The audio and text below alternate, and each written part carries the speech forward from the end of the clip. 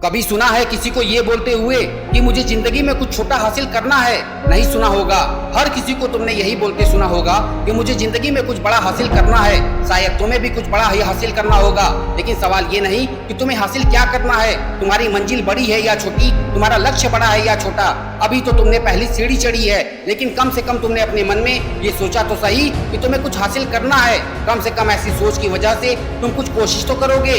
तुमसे ज्यादा गिरे हुए तो वो लोग हैं जिन्होंने आज तक यही नहीं सोचा कि उन्हें कुछ हासिल भी करना है। बड़े और छोटे का सवाल तो अभी शुरू भी नहीं हुआ, लेकिन ये तो केवल पहली सीढ़ी है। सोचने से कहाँ मिलते हैं तमन्नाओं के साथ, ये शायरी आपने जरूर सुनी होगी। सोचते रहने वाले, बातें करते रहने वाले, बड़ी बड़ी फेंकने वाले दोस्तों के बीच तो फेमस हो सकते हैं, लेकिन दुनिया उन्हें नहीं जानती। तो अगर तुमने बातें करना छोड़कर हकीकत में प्रयास करने शुरू कर दिए हैं तो तुम दूसरी सीढ़ी भी चढ़ चुके हो। लेकिन केवल प्रयास करना ही काफी नहीं होता। कई बार प्रयास करने पर हमें असफलता मिलती है, हम निराश हो जाते हैं, हमें ऐसा लगने लगता है कि शायद हम इस काम के लायक नहीं हैं या हमारी किस्मत खराब है, और दूसरी सीढ़ी चढ़ने के बाद हम हार मान जाते हैं। लेकिन अगर आपने असफलताओं का सामना करने के बाद भी अभी तक हार नहीं मानी है, आप अभी भी जिद्दी बने हुए हो, तो आप तीसरी सीढ़ी चढ़ चुके हो। लेकिन क्या आपको मालूम है कि अगली सीढ़ी कौन सी है? अगली सीढ़ी है आत्म साक्षात्कार की, जहाँ पर आपको खुद को जांचना पड़ेगा, देखना पड़ेगा कि आपके अंदर ऐसी कौन सी कमी है जिसकी वजह से आप बाकी लोगों से पीछे हो। उसके बाद आपको अपनी उन कमियों के ऊपर काम करना पड़ेगा, खुद को और ज्यादा बेहतर बनाना पड़ेगा। और अगर आप ये काम लगातार करते आ रहे हो, खुद को बेहतर बनाते जा रहे हो, तो आप चौथी सीढ़ी भी चढ़ चुके हो। लेकिन अधिकतर लोग तो चौथी सीढ़ी तक पहुंचने से पहले ही नाकाम हो जाते हैं। लेकिन अब आप अगला कदम बढ़ाने वाले हो पांचवी सीढ़ी की तरफ, जो है प्रेम की सीढ़ी।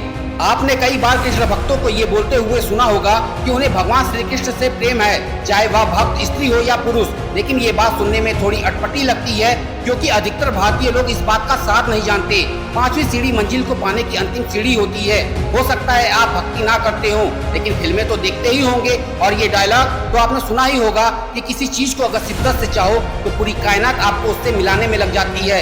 ये होती है प्रेम की ताकत, लगन की ताकत, और यही होती है पांचवी और आखिरी सीढ़ी। आपको इसी ताकत का इस्तेमाल करना पड़ेगा।